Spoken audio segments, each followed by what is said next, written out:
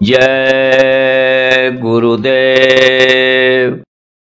सतगुरु की महिमा अनंत, अनंत किया उपकार। लोचन अनंत उघाड़िया, अनंत दिखावन हार। लोचन अनंत उघाड़िया, अनंत दिखावन हार।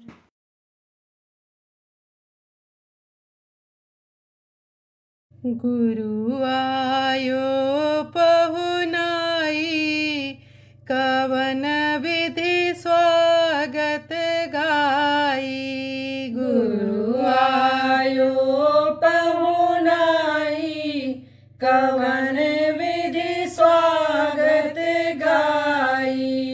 मेरा मंदिर स्वच्छ नहीं है, मेरा मंदिर स्वच्छ नहीं है।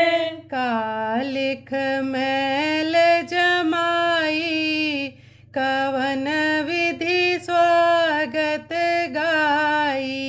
कालिख मैल जमाई, कवन विधि स्वागत गाई। सोलखी सम्मुख जात बने ना, सोलखी सम्मुख जात बने ना।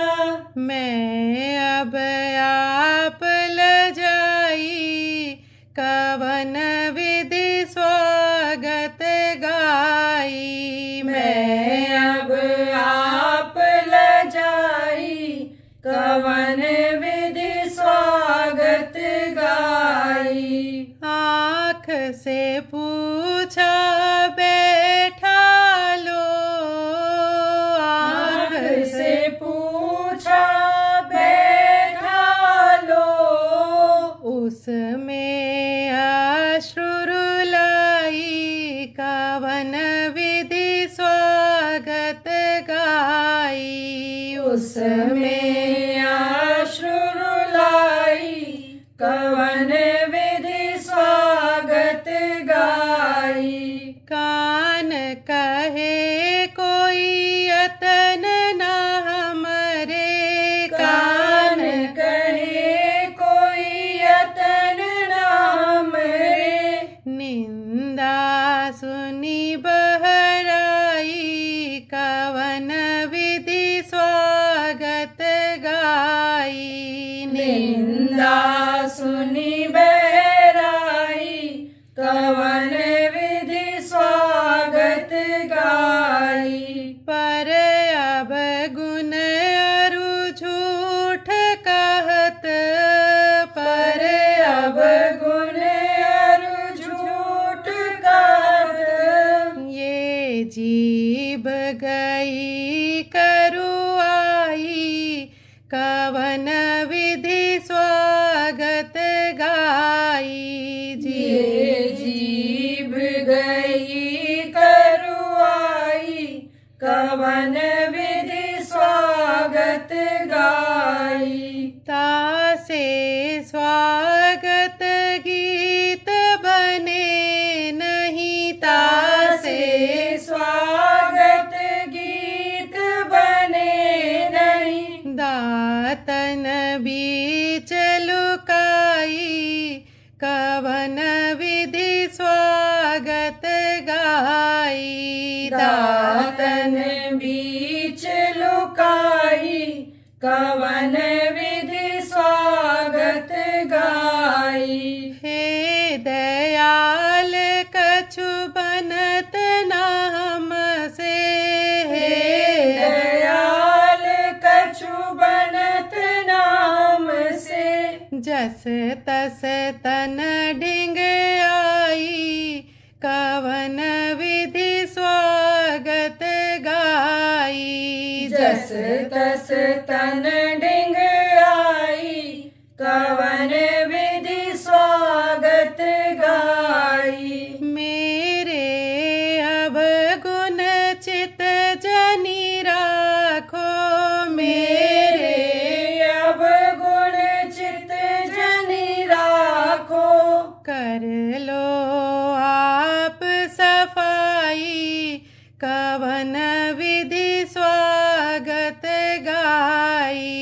कर लो आप सफाई, कवन विधि स्वागत गाई। गुरु आयो पहुनाई, कवन विधि स्वागत गाई। गुरु आयो पहुनाई, कवन विधि स्वागत गाई।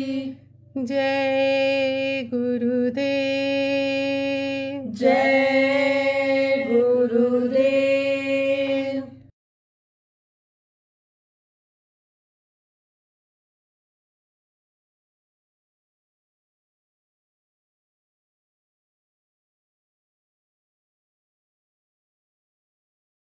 एक 120 घंटा का साधना शिविर 5 दिन का जो चला है, उसमें जो शरीक हो चुके हैं, बैठ चुके हैं उनके, और जो यहाँ आए थे उनके, यहाँ करेक्ट किया है, लग करके किया है लोगों ने, और लग करके किया है तो मिला भी है लोगों को। वो तो कल मैं बुलाऊंगा उनको, डायरी लेकर आएंगे, उनको कल बुलाऊंगा और विशेष नहीं मिलूंगा। अब हमने सुबह ही बता दिया था, हमारा रिश्ता वहीं तक है। अब कहाँ तक? जहाँ तक यानी समझो कि भजन करने और कराने वाले हो, उन्हीं से हमारा रिश्ता है। बाकी आप कितने बड़े आदमी हो, कितने हमारे दोस्त रहे हो, आप हमारे संगत का कितना भी काम करते रहे हो, भाई इस समय हमको माफ़ी दिया रहो कि जब वैसे काम की ज़रूरत पड़ेगी, वैसे काम की ज़रूरत पड़ेगी जब, तब हम फिर आपको याद कर लेंगे, हम फिर उसी तरह। लेकिन हमारे पास आपके मदद के लिए कुछ रहे तो। हम तो इस समय बिल्कुल खाली पड़े हैं इस समय हम, और सच पूछो तो बहुत उदास हैं। क्यों? इसलिए कि हम गुरु महाराज के मौज को समझ नहीं पाए। मैं बालक का ज्ञान कहाँ से जान पाऊँ, और गुरु महाराज के स्वभाव को मैं समझता हूँ। 40 वर्ष उनके साथ रहा, नज़दीक में रहा, तो गुरु महाराज सच पूछो तो रूठे हुए हैं। यह देखो बांटता चला गया और कराया कुछ नहीं। खोदा पहाड़ और निकली चूहिया, और वो भी मरी हुई, मरे ही जैसे तो पड़े हैं, तो कहावत है। तो अब आप ये समझो प्रेमियों कि नामदान नहीं हुआ और न होगा आज के कार्यक्रम में। कब होगा, कैसे होगा, कौन देगा, क्या होगा, ये तो भविष्य बताएगा, गुरु महाराज बताएंगे। लेकिन ये बात जरूर समझो प्रेमियों कि जो नामदान लेने के लिए आए हो, उम्मीद बनाए रखना, उम्मीद खत्म मत करना। धीरज धरो, करो विश्वासा, पूर्ण होंगे एक दिन आशा, एक दिन आशा पूरी होगी। आप यहाँ पर आए हो, साधना शिविर लगती है, वहाँ पर जाना, बैठना, ध्यान लगाना, वहाँ शरीक हो जाया करना। तो ये आप करते रहना, और जब ऐलान हो जाएगा कि नामदान होगा, कहीं भी नामदान हो, जहाँ गुरु महाराज की मौज होगी होगा, तब वहाँ पहुँच जाना। तो अब आप ये समझो नामदान देना अब इस समय इसीलिए उचित नहीं रहा है कि भाई कुछ काम नहीं हो रहा है, और ये सुन करके चले जा रहे हैं, और एक तरह से इनका निरादर हो रहा है। तो आप ये समझो प्रेमियों कि इस समय पर एक सूत्री कार्यक्रम यही चलेगा, और केवल साधक लोगों को मैं समय दूंगा।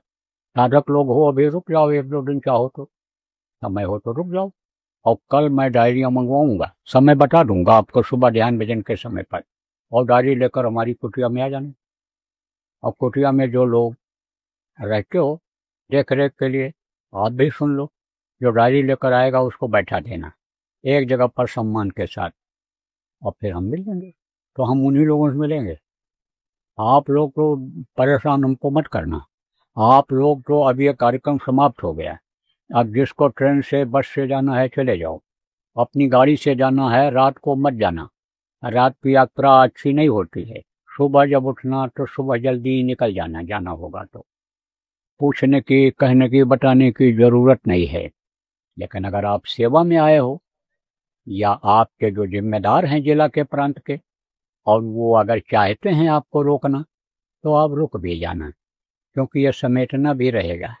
बरसात यहाँ जल्दी शुरू हो जाती है, और जब बरसात शुरू हो जाती है तब कोई काम बरसात में हो नहीं पाता है कि एक भी सामान बाहर नहीं हो पाएगा, एक भी गाड़ी आपकी निकल नहीं पाएगी जब तक सूख नहीं जाएगा, और क्रेन मंगा करके ही उसको उठा करके ले जाना पड़ेगा। पैर इसमें धंसने लगता है, और पैर जब धंस जाता है तो चप्पल निकाल नहीं सकते हो, जूता हाथ डाल के निकाल लो, पैर भले किसी तरह निकाल लो। ये बता देते हैं आप तो जल्दी जल्दी समेटवाएंगे, इसलिए आप लोग जितना जल्दी हो सकेगा खाली कर देना। जो सत्संग के हिसाब से आए थे, भंडारे में शरीक होने के हिसाब से आए थे, लेकिन जो कार्यकर्ता हो, साधक हो, रुक जाओ। कुछ भंडारे वाले भी रुक जाएंगे क्योंकि इनको खिलाना देना तो पड़ेगा ही। तो अभी सेवा जो किए हो भंडारे में, आप लोग रुक जाना। और जिनका जाना जरूरी है, भंडारे के जो व्यवस्थापक हो, नए लोगों को, उसी जिले के लोगों को भर्ती कर लो, जो रुक रहे हैं तो बनवा देंगे, खिला देंगे, वो भी एक सेवा है। तो आप ये समझो प्रेमियों कि एक निशाना, एक लक्ष्य यही है कि शिविर लगाई जाए। तो जितने भी आश्रम हैं, जिन जिन प्रांतों में हैं, वहाँ ये आप लोग जो वहाँ के को देखो कि हमारे यहाँ साधना शिविर लग सकती है कि नहीं लग सकती है। जहाँ बरसात जल्दी आती है वहाँ पर आप तुरंत शुरू कर दो, और जहाँ थोड़ा देर से आती है या जहाँ कम होती है वहाँ चाहो तो एक छोटे स्तर पर लगा दो और बड़े स्तर पर बाद में लगा देना, आपके पास समय रहेगा। लेकिन शुरुआत हो जाए, सभी आश्रमों पर शुरुआत हो जाए, 5 दिन का हो जाए। जहाँ संख्या कम है वहाँ आप 48 घंटे का कर लो, 24 घंटे का कर लो। जहाँ बहुत दिक्कत है 12 घंटे कर लो। जहाँ के लोग अकेले हो, विदेशों में भी दिक्कत है सब जगह, हर देश का अलग अलग नियम होता है। कुछ देश ऐसे हैं कि जहाँ पर बगैर आदेश के 10 आदमी नहीं इकट्ठा हो सकते हैं, तो वहाँ पर आप लोग अपने अपने घरों में समय निकाल लो, अपने घरों में समय निकाल लो। 5 घंटे 6 घंटे लगातार समय दो आप, कम से कम 10-12 घंटे का आपका भी हो जाए, खंडों में हो जाए। दो घंटे करो, 1-1 घंटे करो, जब समय मिल जाए तब करो। लेकिन ये चालू करो ये आप इसको साधना शिविर को। तो देखो बराबर आश्रमों पर चालू करा दो, और जिम्मेदार लोग आप आज अगर गोष्ठी कर लो जल्दी खत्म हो जाएगा, ये ध्यान भजन भी जल्दी खत्म हो जाएगा आज रोज से। तो आप लोग मीटिंग कर लो, हम मीटिंग करके लिस्ट बनवा लो कि कहाँ कहाँ करेंगे, कौन जिम्मेदार रहेगा। 2 आदमी 3 आदमी जिम्मेदार बनाओ, 5 आदमी बना दो। अगर संख्या ज़्यादा है तो वहाँ जहाँ आश्रम है तो 5 आदमी जिम्मेदार बना दो और उनको काम सौंप दो कि ये काम ये करेंगे, ये पूरा काम कर लो। उसके बाद में लिस्ट भेज दो हमारे पास कि यहाँ यहाँ पर साधना शिविर लगेगी, यहाँ सारी व्यवस्था हो गई है। डिटेल में लिख कर देने की ज़रूरत नहीं है, तो हमको भी संतुष्टि हो जाए, हमको भी संतोष हो जाए, और हम फिर और आगे की योजना बनाएं। इसके बाद क्या करना है, इसके बाद क्या करना है। तो ये जो 80 दिन का समय है ये बहुत महत्वपूर्ण है। यह मत सोचो कि 80 दिन में 1 बार 2 बार कहीं लगा देंगे। अरे भैया, कल किसी ने देखा है? कल किसी ने नहीं देखा। और अभी एक बम कहीं गिर जाए तो इमरजेंसी लग जाएगी, एक जगह से दूसरी जगह आ जा नहीं सकते हो, नियम कानून सब आर्मी मिलिट्री वालों के हाथ में चला जाएगा, तो उसमें कोई शोर सिफारिश नहीं चलेगी। Law is law, order is order. ऐसा होता है कि नियम है, कानून है, इसका पालन करना ही पड़ेगा। जो ऑर्डर हो गया उसका पालन करना ही पड़ेगा। इसलिए जो अच्छा काम है उसको पहले करना चाहिए। देखो रावण कितना विद्वान था, बलवान था रावण। रावण के सामने बड़े बड़े देवता नहीं टिकते थे, डरते थे, इतना बलवान था। इतना उसके पास धन था कि पूरी उसकी लंका सोने की थी, और आप समझो कि जो जिससे चाहता था उससे वो चीज ले लेता था, और डर के मारे दे देते थे लोग, डर के मारे। कि कहीं मार पीट न दे, ऐसा न कर दे। आप अगर कोई मान लो इस तरह का काम करते हो तो उनको भी ये सोचना चाहिए कि अंजाम क्या हुआ उसका, सर्वनाश हो गया। छीना था उसने देवता से विमान, उस पर विमान छीन लिया था, परिणाम क्या हुआ? कुछ रह गया? न विमान रह गया, न सोने की लंका रह गई, न वो रह गया। तो उसको अहंकार था, इस बात का अहंकार था, इस बात का अहंकार था कि हम जब चाहेंगे तब जमीन से लेकर के और स्वर्ग तक सीढ़ी लगा देंगे और सीढ़ी पर चढ़ करके लोग स्वर्ग पहुंच जाएंगे, सीढ़ी पर चढ़कर लोग स्वर्ग पहुंच जाएंगे। और क्या अहंकार था कि जब हम चाहेंगे तब सोने में सुगंध ला देंगे। अब आप सोचो, सोने की कीमत बढ़ती कि नहीं बढ़ जाती? बहुत बढ़ जाए। अभी सोने में सुगंध हो जाए, अभी हीरा में सुगंध हो जाए, मोती में सुगंध हो जाए, तो एक एक हीरा जो 20-20 लाख रुपए का मिलता है वही 20 करोड़ का मिलने लग जाएगा। फटाफट लोग खरीदने लग जाएंगे। देखो, कोई फूल ऐसा होता है कि जिसमें खुशबू नहीं होती, देखने में सुंदर होता है, लेकिन उसी जैसा फूल उसी रंग का जिसमें खुशबू होती है उसको लोग ज़्यादा पसंद करते हैं। इसीलिए तो कहता हूँ, वृक्ष लगाओ फलदार, फूल लगाओ खुशबूदार,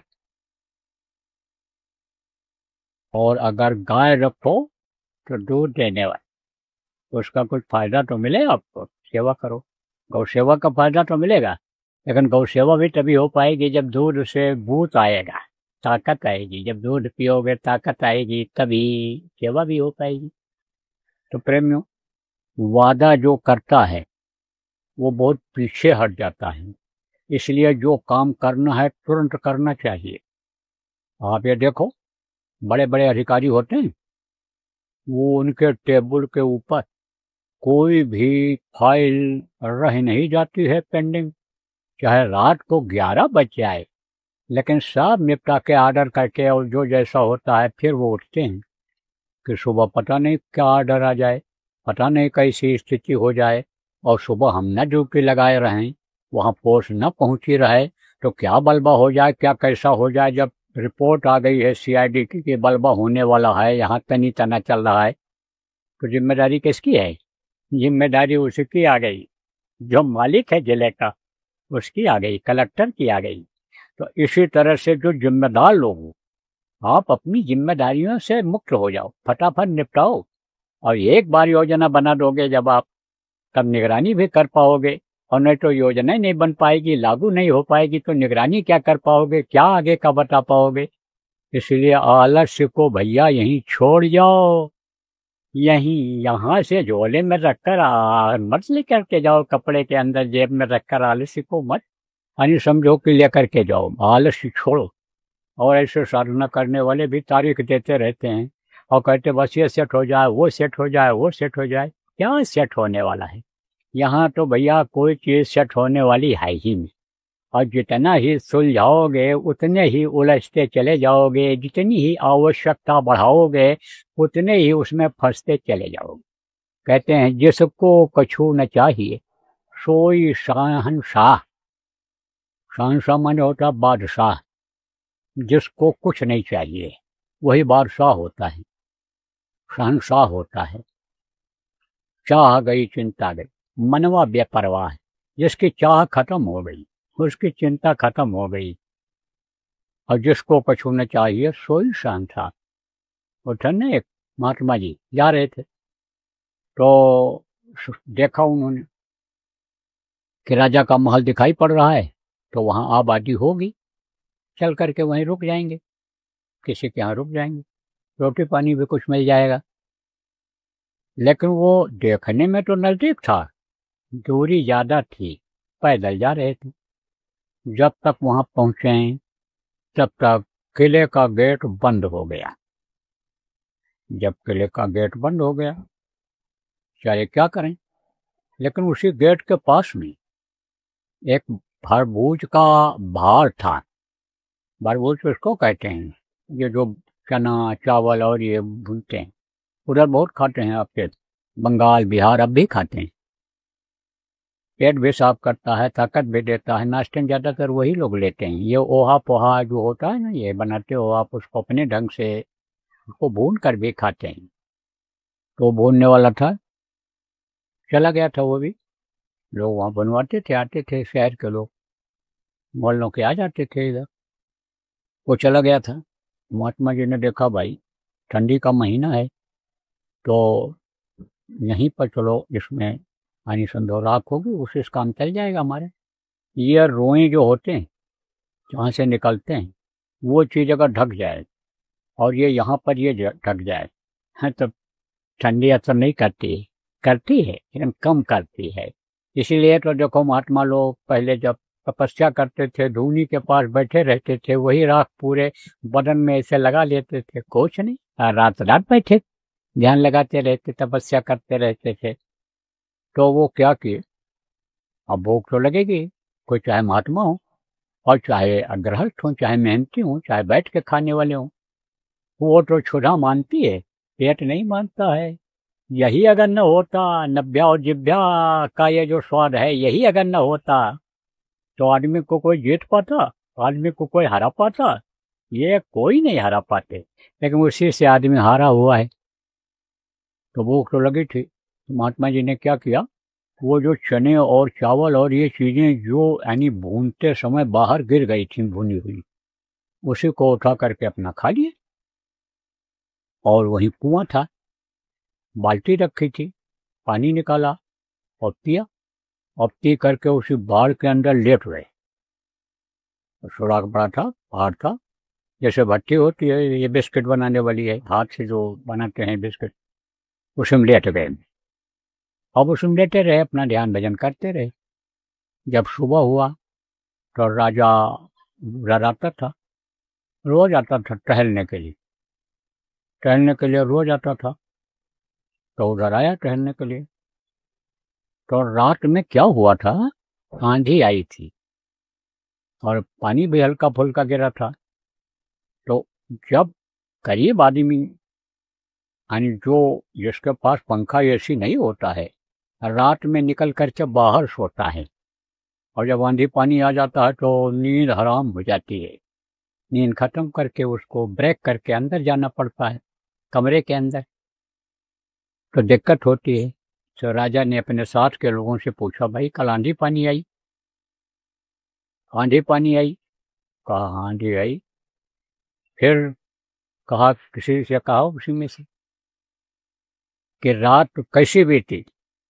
तो कोई क्या बतावे क्या बीती? तब तक आवाज आई, कुछ तुम्हारे जैसी और कुछ तुम्हारे से अच्छी। तो उन्होंने देखा, कौन बोला? कोई नहीं बोला। आवाज किसकी है? कोई नहीं बोला। अरे बोले, बताओ भाई। राजा होशियार होते ही थे, राजा होशियार था, कहा अभी जब ये बोलेंगे, सबसे पूछेंगे तो हम आवाज पहचान जाएंगे। सबसे पूछा, बताओ रात कैसी बीती? अब फिर आवाज आई, कुछ तुम्हारे जैसी कुछ तुमसे अच्छी। कहा राजा ने, आवाज कहाँ से आ रही है? बोले, भाई देखो कहीं दुश्मन के जासूस तो नहीं यहाँ, और उनको पेश किया जाए अगर कोई है बोल रहा है। और तुरंत राजा लौट पड़ा, कहा खतरा ना हो जाए कहीं, और कहा हमारे दरबार में पेश किया जाए। सिपाहियों को छोड़ दिया कुछ लोगों। अब सिपाही लोग तलाश करने लगे, तलाशते देखा बाढ़ के अंदर, बरबूज के बाढ़ के अंदर महात्मा जी आराम से लेटे हुए हैं। बोले, अरे देखा तो साधु वेश में थे। कहा महाराज आप इसमें कैसे आए? तो कहा निकलो, चलो, आप आवाज लगाए थे, बोले थे तुम्हारे जैसा और कुछ तुमसे अच्छा। तो हाँ बोले थे। बोले चलो राजा के पास चलो। बोले हमने क्या अपराध किया कि राजा के सामने पेश होना पड़ेगा? बोले वो तो वही बताएंगे, लेकिन हमारे लिए हुक्म है, तो हमको तो हुक्म का पालन करना है। तो ले गए, तो महात्मा थे, राजा ने सम्मान से बैठाया और कहा कि आपने जवाब दिया मेरे सवाल का? कहा हाँ दिया। तब कहा कि किस तरह से हमको समझाओ, मैं तो राजा हूँ और तुम साधु हो। मैं तो बढ़िया बढ़िया खाया और बिस्तर पर सोया, बढ़िया से हमने आराम किया। और तुम क्या खाए? आप क्या खाए महात्मा जी? बोले हम तो वही चना चबैना जो पड़ा था वही खा लिए, पानी पी लिया, पानी पी लिया। तो कहा अच्छा, और सोए कहाँ? बोले उसी में सोए, राख में, गर्म राख थी, ठंडी का महीना था, राख में सोए। कहा तब हमारे जैसी रात कैसे बीती? तो महात्मा ने कहा कि सोने के बाद आपको पता चला कि क्या सोए हैं, और खाने के थोड़ी देर के बाद आपने जो स्वाद खाने में लिया उस स्वाद का पता चला कि क्या खाए थे? दोबारा स्वाद का पता चला? बोले नहीं पता चला। कहा सुबह जब आप गए शौच के लिए, लैट्रिन के लिए, तब कैसी निकली? खुशबूदार की बदबूदार? महात्मा कहने में संकोच करते हैं। संकोच नहीं करते। सचु वैद गुर तीन जो, वह बोले सचु वैद गुर तीन जो, प्रिय बोले भय आस, राज धर्म तन तीन कर, कोई बेगी है नाश। राजा का मंत्री राजा के मन के हिसाब से अगर बोलने लग जाए, राजा को सही सलाह न दे, तो राज खत्म हो जाता है। राजा तो भोगी होते ही हैं, तो वो तो भोग में फंसे रहते हैं, कोई निर्णय जल्दी नहीं ले पाते हैं। लेकिन मंत्री अगर होशियार है, उसके डायरेक्शन में राजा चलता है, कामयाब रहता है। तो सचु वैद, और वैद जो चीज नुकसान करने वाली है और रोग को बढ़ाने वाली है, मन उसी चीज को मांगता है, और उसको अगर कह दिया वैद्य ने हाँ हाँ ले लिया करो थोड़ा सा, कोई बात नहीं है, तो वही शरीर को नाश करती है। और जो गुरु का काम करते हैं वो मन के मुताबिक करने लग जाएं, उसके किसके? आप ये समझो, जिसको वो अपना बनाते हैं, कान फूंकते हैं या कंठी बांधते हैं या नामदान देते हैं, अगर उसके मन से अगर करने लग जाएं तो अभी धर्म कर्म सब खत्म हो जाएगा। अभी ये ऐलान कर दिया जाए कोई भी आवे, कोई कुछ भी काम करे, मांस खाए, मछली खाए, अंडा खाए, शराब पिए, हत्यार करे, कत्ल करे, कुछ भी, कोई ठगी करे, कोई भी काम करे, और सबको नामदान